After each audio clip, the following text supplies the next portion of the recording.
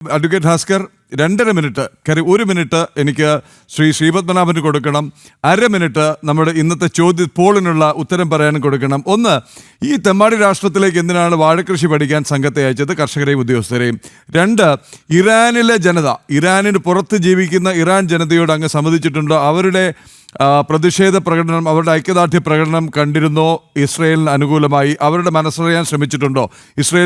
ഇറാന് പുറത്തുനിന്ന് ഞാൻ പറഞ്ഞത്, നമ്മുടെ പ്രതിപക്ഷ നേതാവ് പുറത്തുപോയി ഭാരതത്തെ കുറ്റം പറയുന്ന പോലെയല്ല, ജീവനിൽ കൊതിയുള്ളത് കൊണ്ട് ഇറാന് പുറത്തുപോയി പറയുന്ന ഇറാൻ പൗരന്മാരുടെ, ഇറാൻ സ്വദേശികളുടെ അഭിപ്രായം ആരാഞ്ഞിട്ടുണ്ടോ? 3, UAE അടക്കമുള്ള അറേബ്യൻ ഗൾഫ് രാജ്യങ്ങളിൽ GCLCയിൽ ജോലി ചെയ്യുന്ന, ഇസ്രയേലിൽ ജോലി ചെയ്യുന്ന മലയാളികളുടെ അഭിപ്രായം ആരാഞ്ഞിട്ടാണോ അങ്ങയും അങ്ങയുടെ നേതാക്കളും ഇസ്രയേലിനെ തെമ്മാടി രാഷ്ട്രമെന്നും ഇറാനോട് അനുകമ്പയും അനുതാപവും പ്രകടിപ്പിക്കുന്നത്? ശ്രീ ഭാസ്കർ, 2.5 മിനിറ്റ്.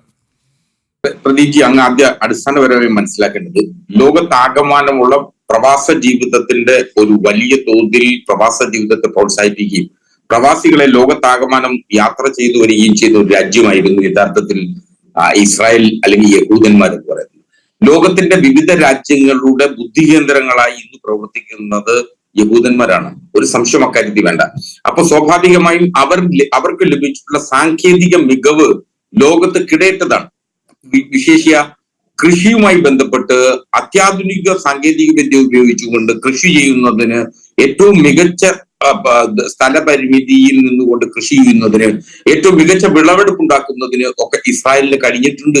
അങ്ങനെ യാത്രയുടെ ഏറ്റവും പരമപ്രധാനമായ ലക്ഷ്യം എന്ന് പറയുന്ന അനുഭവങ്ങൾ നേടുക എന്നുള്ളതാണ്. അപ്പൊ സ്വാഭാവികമായും അത്തരം അനുഭവങ്ങൾ നേടുന്നതിന് മലയാളിക്ക് അവകാശമുണ്ട്. മലയാളി തുടങ്ങിയ കാലം മുതൽ യാത്ര ചെയ്യുകയും പ്രവാസ ജീവിതം ആസ്വദിക്കുകയും ചെയ്യുന്ന ജനതയാണ്. സ്വാഭാവികമായും മറ്റുള്ളവരെ അനുകരിക്കുകയും അത് കണ്ടുപിടിക്കുകയും ചെയ്യുക, അതും വിശിഷ്യ കൃഷിയുമായി ബന്ധപ്പെട്ട് ഏറ്റവും മികച്ച കാര്യങ്ങൾ പഠിക്കുക എന്നുള്ളതാണ്.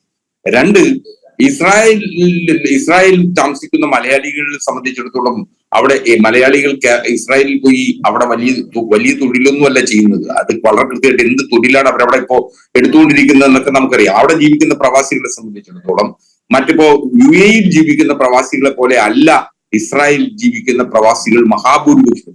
ചിലർ കൃഷിപ്പണിയുമായി ബന്ധപ്പെട്ട് നിൽക്കുന്നുണ്ട്, മറ്റു ചിലർ വൃദ്ധജനങ്ങളെ സംരക്ഷിക്കുന്ന ജോലിയുമായി ബന്ധപ്പെട്ടാണ് ഇസ്രായേൽ ജീവിക്കുന്നത് എന്നുള്ളതാണ് ഒരു വസ്തുത. സ്വാഭാവികമായി വളരെ പെട്ടെന്ന് സ്വാഭാവികമായി അതാണ് ഒരു യാഥാർത്ഥ്യം. ആ യാഥാർത്ഥ്യ ബോധം ഉൾക്കൊണ്ടുകൊണ്ട് വേണം ഇസ്രായേലിന്റെ രാഷ്ട്രീയ നിലപാടുകളെ, ഇസ്രായേൽ ഗസയിലെ പാവപ്പെട്ട മനുഷ്യരെ, 55,000-ഓളം മനുഷ്യ ജീവനുകളെ ഇല്ലാതാക്കിയ ഒരു രാജ്യത്തെ തെമ്മാടി രാജ്യം എന്ന് 10,000 ആവർത്തി വിളിക്കണം എന്ന നിലപാടാണ് എനിക്കുള്ളത്.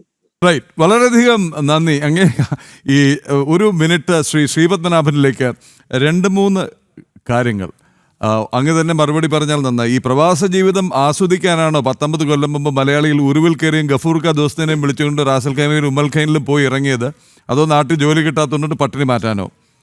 2, ഈ ഓപ്പറേഷൻ സിന്ദൂർ എന്ന് വാഴ്ത്തിപ്പാടിയ സംഭവത്തിൽ നമ്മൾ എന്തിനാണ് പാകിസ്ഥാനിലെ 9 ക്രിക്കറ്റ് സ്റ്റേഡിയങ്ങളും വോളിബോൾ ഗ്രൗണ്ടുകളും ഒക്കെ ഇങ്ങനെ മിസൈൽ ഉപയോഗിച്ച് തകർത്തത്? ശ്രീ ശ്രീപത്മനാഭൻ, 1 മിനിറ്റ്. അല്ല, ഇതെന്താ അറിയോ, മലയാളി ഇന്ന് വലിയ തോതിൽ ഇസ്രായേലിൽ ജോലിക്ക് പോകുന്നുണ്ട്. ഹോം നേഴ്സ് അങ്ങനത്തെ ജോലിയൊക്കെ ചെയ്യുന്നുണ്ട്. പക്ഷെ അവർക്ക് കിട്ടുന്ന റെന്യൂമറേഷൻ 1 ലക്ഷം രൂപ വരെയാണ്. കാരണം അത് നമ്മുടെ കറൻസിയും ഇസ്രായേലി കറൻസിയും അല്ലെങ്കിൽ ഡോളറും നമ്മുടെ കറൻസിയും തമ്മിലുള്ള വിനിമയ വ്യത്യാസത്തിന്റെ ഒരു ഗുണമാണ്. കേരളത്തിൽ നിന്ന് മാത്രമല്ല, ഉത്തർപ്രദേശിൽ നിന്നും ഏതാണ്ട് 1.5 ലക്ഷം ആളുകൾ ഇസ്രായേലിൽ ജോലി ചെയ്യുന്നുണ്ടെന്നാണ് ഇപ്പൊ കിട്ടുന്ന കണക്ക്. അപ്പോൾ നമ്മളെ രാജ്യത്തിന് തൊഴിൽ നൽകുന്ന, ഇന്ത്യക്കാർക്ക് തൊഴിൽ നൽകുന്ന ഒരു രാജ്യമാണ് ഇസ്രായേൽ. ഈ ഹമാസും ഈ ഗാസയും കൊണ്ട് ഇന്ത്യ രാജ്യത്തിന് കാരണന്റെ ഗുണമില്ല എന്ന് മാത്രമല്ല, അവർ ഈ കാശ്മീരിൽ വന്നിട്ട് ഇടങ്ങാറുണ്ടാക്കുന്ന ആൾക്കാരുമാണ്. അതേ സമയത്ത് സൗദി ഉൾപ്പെടെയുള്ള അറബി രാജ്യങ്ങൾ ഇസ്രായേലുമായി ഇന്ന് സൗഹൃദമായ രീതിയിൽ മുന്നോട്ട് പോകണം എന്ന തീരുമാനത്തിൽ എത്തിയിരിക്കുകയാണ്. അതൊന്ന്. രണ്ടാമത്തെ കാര്യം, നമ്മൾ എന്തിനാണ് പാകിസ്ഥാനുമായിട്ട് ഈ യുദ്ധം ചെയ്തത് എന്നുള്ളത്, അത് ഇസ്രായേൽ എന്തിനാണ് ഇറാനെ ആക്രമിക്കുന്നത്, അല്ലെങ്കിൽ ഗാസയിൽ എന്തിനാ ഇസ്രായേൽ ആക്രമണം നടത്തുന്നത് എന്നുള്ളതിന്റെ അതേ ഉത്തരമാണ്. കാരണം ഇല്ലെങ്കിൽ നാളെ അവരുണ്ടാവില്ല. ഇന്ന് അവർ ഇറാനെ അടിച്ചിട്ടില്ലെങ്കിൽ, ഇന്ന് അവർ ഹമാസിനെ അടിച്ചിട്ടില്ലെങ്കിൽ നാളെ അവരുണ്ടാവില്ല. നിലനിൽപ്പിന്റെ പോരാട്ടം എന്ന് തന്നെയാണ് ശ്രീ നെതന്യാഹു